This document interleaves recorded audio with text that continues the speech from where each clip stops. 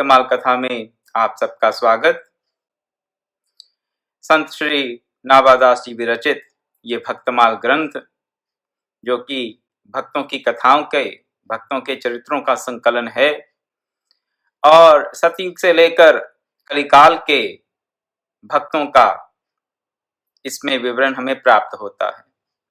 इस अद्भुत ग्रंथ को माध्यम बनाकर हम भक्त भक्ति भगवंत गुरु चतुर्नाम बपु एक, इस सिद्धांत को समझने का प्रयास करते हैं कि भक्त भक्ति भगवान और गुरु, इनमें कोई अंतर है नहीं।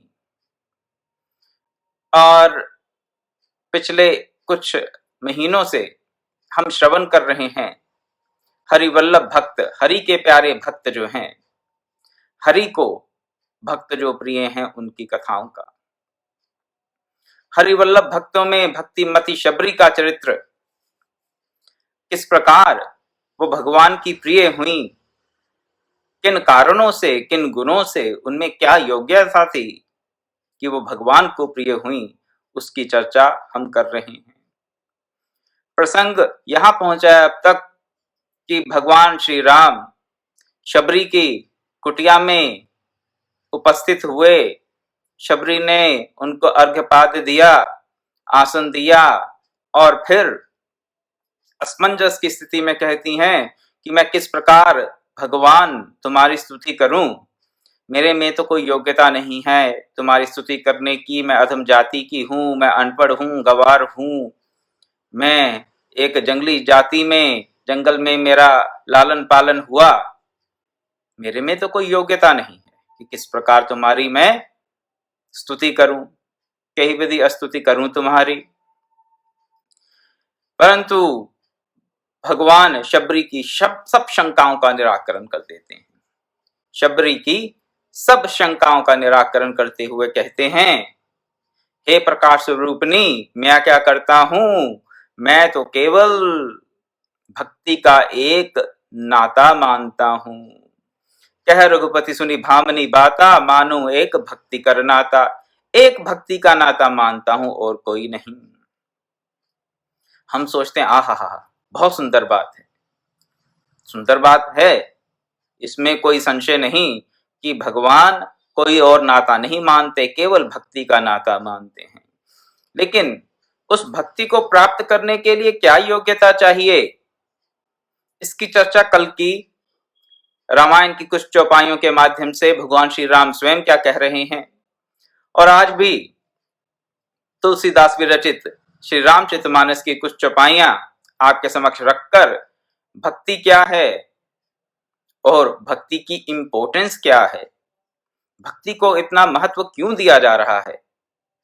इसलिए नहीं दिया जा रहा कि मैं भक्तमाल ग्रंथ की चर्चा कर रहा हूं, भक्तमाल ग्रंथ की चर्चा कर रहा हूं, ये सत्य है, लेकिन भक्ति का जो स्वरूप है, भक्ति का जो स्तर है, वो अपने आप में अनुपम है, और उस अनुपम स्वरूप को हम समझ सकें और उसको किसी भी अंश में धारण कर सकें, इसीलिए ये सत्संग आयोजित किया जाता है क्रम से।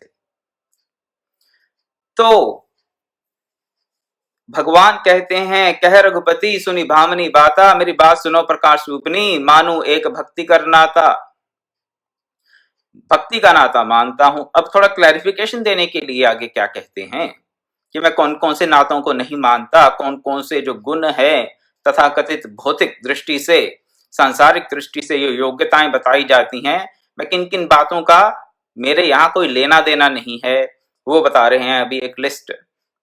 क्या कहते हैं, जाति पाति कुल धर्म बढ़ाई, धन बल परिजन गुण चतुराई, भक्तिहीन नर सोई कैसा, बिन जल बारिद देखिए जैसा। क्या क्या, जाति, जाति कौन सी जाति में, कौन से वर्ण में हमारा जन्म हुआ, पाति पंक्ति, जातियों में भी अलग अलग पंक्तियां होती हैं। तो आप जानते होंगे कि एक ही जाति के लोग हों, उनमें भी छोटा बड़ा माना जाता है। हाँ, इस प्रकार के ब्राह्मण ज्यादा अच्छे हाई क्वालिटी के हैं, इस प्रकार के ब्राह्मण थोड़े उनसे कम क्वालिटी के हैं, सब ब्राह्मण ही।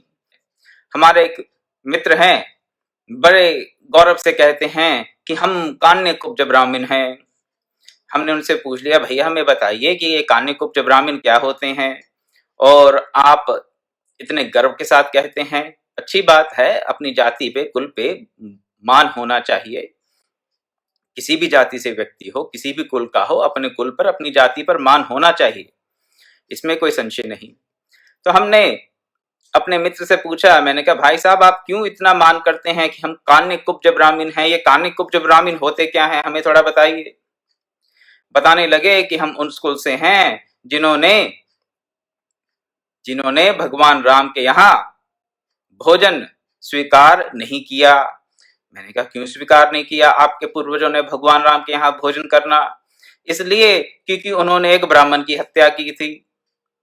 रावण को एक ब्राह्मण मानकर और राम को ब्रह्म हत्या का दोषी मानकर कुछ ब्राह्मणों ने उनके यहाँ भोजन नहीं किया, और वो उसी कुल के हैं, ऐसी उनकी मान्यता है।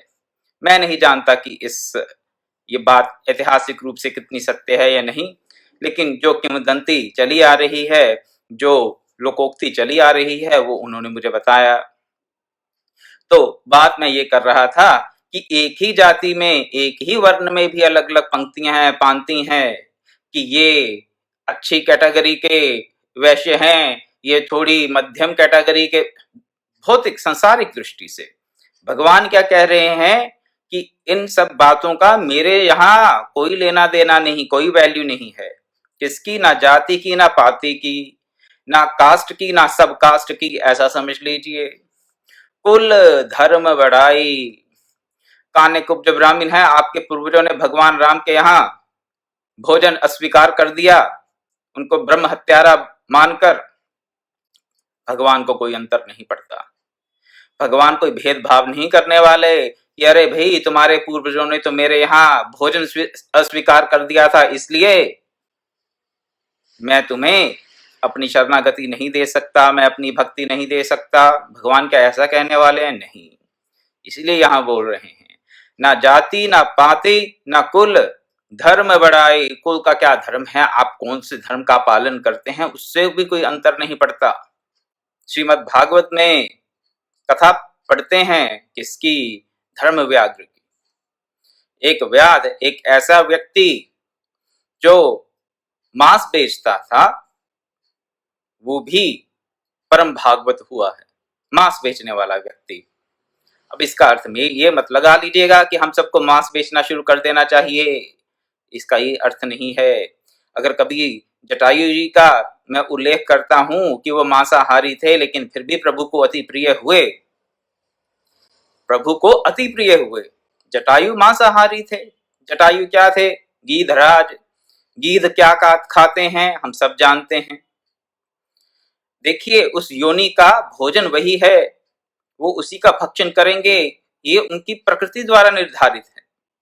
मनुष्यों की प्रकृति उनका भोजन निर्धारित नहीं करती, गीधों का कर देती है, मनुष्यों का नहीं।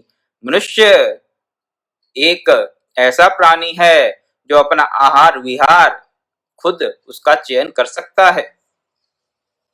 प्रकृति ने हमारा आहार विहार निश्चित नहीं किया, इसका निश्चय हमें स्वयं अपनी बुद्धि का प्रयोग करते हुए, अपने ज्ञान का प्रयोग करते हुए करना है। और जहां तक रही बात धर्म व्याघ्र की, वो अपने कुल के धर्म का पालन कर रहा था, कुल के धर्म का पालन कर रहा था। परंपरा से जो उसे जीविका का साधन प्राप्त हुआ, उसने उसका निर्वाह किया, क्योंकि उस समय उस समाज में यही परिपाटी थी। तो ये मत समझ लीजिएगा कि मांसाहार करने से या मांस बेचने से भगवान मिल जाएंगे, कोई अंतर नहीं पड़ता। उनको हो सकता है अंतर ना पड़ा हो, हमें अंतर पड़ जाए। जो किसी का धर्म है वो हमारा भी धर्म हो, ऐसा कोई रूल नहीं है, ऐसा कोई नियम नहीं है। हमें अपने धर्म का स्वयं निर्धारण करना है। सत्संग हो, विशुद्ध बुद्धि प्राप्त हो, गुरुजनों का सानिध्य हो, उनका दिशा निर्देश हो, उनसे किसी प्रकार का ज्ञान प्राप्त करें, बुद्धि शुद्ध हो तो अपने धर्म और अधर्म का विवेक से निर्णय कर सकते हैं। अन्यथा तो अधिकतर लोगों का तो ये ऐसा जीवन चलता है, समझ नहीं आती क्या करना चाहिए क्या नहीं करना चाहिए। बुद्धि अशुद्ध होने के कारण बता रहा हूं कि क्या होता है, किसी का दोष नहीं गिना रहा हूं। अशुद्ध बुद्धि है, अशुद्ध बुद्धि के चलते विवेक स्थिर नहीं है, और विवेक स्थिर ना होने के चलते हम लोग नहीं निर्णय कर पाते कि हमारे लिए क्या करणीय है और क्या करणीय नहीं है। हमारा धर्म क्या है उसका निर्णय नहीं कर पाते। तो किसी का धर्म चाहे मांस बेचना हो या किसी का धर्म यज्ञ करना कराना हो, भगवान को उससे अंतर नहीं पड़ता। जाति पाति कुल धर्म धर्म बढ़ाई बढ़ाई, किसकी समाज में ज्यादा प्रतिष्ठा है, किसको ज्यादा इज्जत मान मिल रही है, कौन समाज में तिरस्कृत हो रहा है, इससे भगवान को अंतर नहीं पड़ता। धन बल परिजन गुण चतुराई, धन का कौन ज्यादा धनी है कौन निर्धन है, भगवान को अंतर नहीं पड़ता। बल, बुद्धि बल, बाहुबल, भांति भांति के बल, कौन ज्यादा बलशाली है और कौन बलहीन है, उससे भी अंतर भगवान को नहीं पड़ता। हाँ, समाज में इन सब ये जो गुण बता रहे हैं, समाज में अंतर पड़ता है। समाज में उसी की प्रतिष्ठा होती है जो बलशाली है, जो धनवान है, जो रूपवान है, जो गुणवान है। तो सामाजिक दृष्टि से, सांसारिक दृष्टि से तो इन सब बातों से अंतर पड़ता है, इसमें कोई संशय नहीं। परंतु भगवान को कोई अंतर नहीं पड़ता है, ना आपके धन से ना आपके बल से। बल कैसा, कई बार सोशल स्टेटस होता है, कोई कहीं का कोई मिनिस्टर है, चीफ मिनिस्टर है, एमएलए है, एमपी है, उसका बड़ा अंतर पड़ता है समाज में, मान प्रतिष्ठा का, बल का, धन का। परिजन गुण चतुराई, धन बल परिजन गुण चतुराई। परिजन आपके कैसे हैं, कोई बड़े बड़े स्टेटस वाले हैं, बड़े बड़े ऑफिसर हैं, या कोई सामाजिक दृष्टि से कोई नीच कर्म करने वाले हैं, भगवान को अंतर नहीं पड़ता। धन बल परिजन गुण चतुराई, कौन कौन से अन्य अन्य गुण हैं आप में कितनी चतुराई है या नहीं। चतुराई से आप संसार भले जीत जाएं, चतुराई से आप भगवान को प्राप्त नहीं कर सकते। हाँ, संसार में उनकी प्रतिष्ठा होती है जिनमें ज्यादा चातुरी है, लेकिन बाली ने भी कह दिया मरते वक्त, यही कहा, आपके सामने भी मैं अंतकाल में भी मैं पापी दोषी ही रहा, आपके सामने चतुराई नहीं चलती। सत्य है। तो ये जो गुण है, चतुराई है, संसारिक दृष्टि से हो सकता है हम भले लोगों को ठग लें, लोगों में अपनी प्रतिष्ठा बना लें कि हाँ मैं बड़ा गुणवान हूं। चतुराई से कई बार गुण ना भी हो तो बातें कर करके लोग अपनी प्रतिष्ठा बना लेते हैं, ये देखने में आता है, और उनका लाभ भी होता है समाज में, संसारिक दृष्टि से, भौतिक दृष्टि से। वहां पर ये सब हो सकता है किसी प्रकार का कोई क्षुद्र लाभ व्यक्ति को प्राप्त हो जाए, लेकिन भगवान के यहां ये गुण चतुराई नहीं चलती। क्या चलता है फिर, ना जाति चलती है, ना पाति चलती है, ना गुण चतुराई चलती है, ना धन चलता है, ना बल चलता है, ना परिजनों का कोई प्रभाव है, कौन से कुल में है, कितनी मान प्रतिष्ठा है समाज में, कौन से धर्म का पालन कर रहे हैं, कोई अंतर नहीं पड़ता भगवान को। और अगर ये सबके सब गुण हों भी, सबके सब गुण हों किसी में, तो आगे भगवान क्या कहते हैं, भक्तिहीन नर सोई कैसा, बिन जल बारिद देखिए वैसा। कैसा है भक्तिहीन एक व्यक्ति जिसमें ये सब गुण हो, सब गुण हो, अच्छी जाति का हो, अच्छे कुल का हो, अच्छे धर्म का पालन करता हो, अच्छे परिजन हो उसके, और धन हो उसके पास, अन्य अन्य बल हो, मान प्रतिष्ठा हो, गुणी हो, चतुर हो, ये सब गुण होने के पश्चात भी अगर उसमें भक्ति नहीं है तो उसका जीवन बिन जल वाले बादल की तरह व्यर्थ ही समझना चाहिए। भगवान के शब्द हैं। तुलसीदास जी अपने भगवान श्री राम से ये कहलवा रहे हैं। किसके प्रति कहलवा रहे हैं? माता शबरी के प्रति। क्यों कहला रहे हैं इस वक्त, इसी समय क्यों कह रहे हैं ये? क्योंकि भक्ति मती शबरी ये सोच रही हैं कि मेरे में तो ये सब गुण है नहीं, ना जाति है, ना पाति है, कुल धर्म बढ़ाई, और ना कोई गुण, ना कोई चतुराई मेरे में, तो मैं क्या करूं, मेरे तो हर प्रकार से अयोग्य हूं।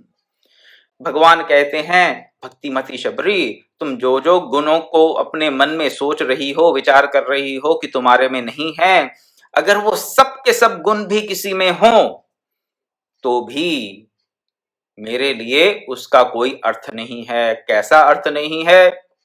जैसे एक कृषक के लिए, एक किसान के लिए बिन जल वाला बादल बहुत सुंदर लग रहा हो सकता है एक बहुत बड़ा बादल हो, लेकिन बिन जल का अगर बादल है तो एक किसान को जैसे उसका कोई लाभ नहीं, उसी प्रकार भक्तिहीन व्यक्ति सब प्रकार से तथाकथित गुणों से संपन्न भी हो तो वो भगवान के लिए शून्य मात्र ही है, जीरो है। और आगे क्या कहते हैं? नवदा भक्ति कहूं तोई पाही, सावधान सुनु धरु मन माही। नवदा भक्ति बता रहे हैं, कहते हैं सावधान होकर सुनो और मन में धारण करो। भक्तिमती शबरी को ही नहीं कह रहे, हमें भी कह रहे हैं। ये हमें भी कह रहे हैं क्या कि मैं तुम्हें, भगवान श्री राम हमें क्या बता रहे हैं? नवधा भक्ति, 9 प्रकार की भक्ति बताएंगे और कह रहे हैं सावधान होकर सुनो और मन में धारण करो।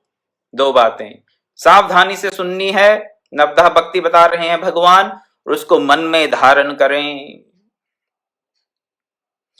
और पूरे उपदेश के पश्चात कहते हैं भक्तिमती शबरी को कि तुम विचार मत करो बाकी गुणों का, तुम में क्या है, तुम में ये 9 प्रकार की भक्तियां तुम में विद्यमान हैं।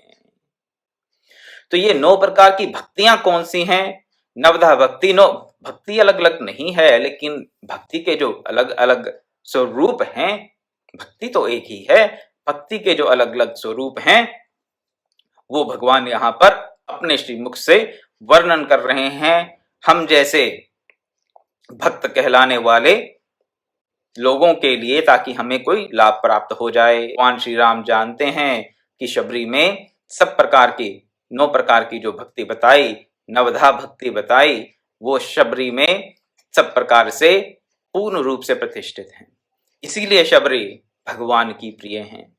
तो अगर हमें भगवान का प्रिय होना है तो हमें भी सावधान होकर ये नवधा भक्ति सुननी चाहिए और मन में धारण करनी चाहिए। इसकी चर्चा भगवान राम कल करेंगे और कल आपको बताया जाएगा कि ये 9 प्रकार की भक्ति कौन कौन सी है। आज मैं अपनी वाणी को यही विराम देता हूं। ओम पूर्णमदः पूर्णमिदं पूर्णात् पूर्णमुदच्यते पूर्णस्य पूर्णमादाय पूर्णमेवावशिष्यते। ओम शांति शांति शांति। हरि ओम तत्सत्।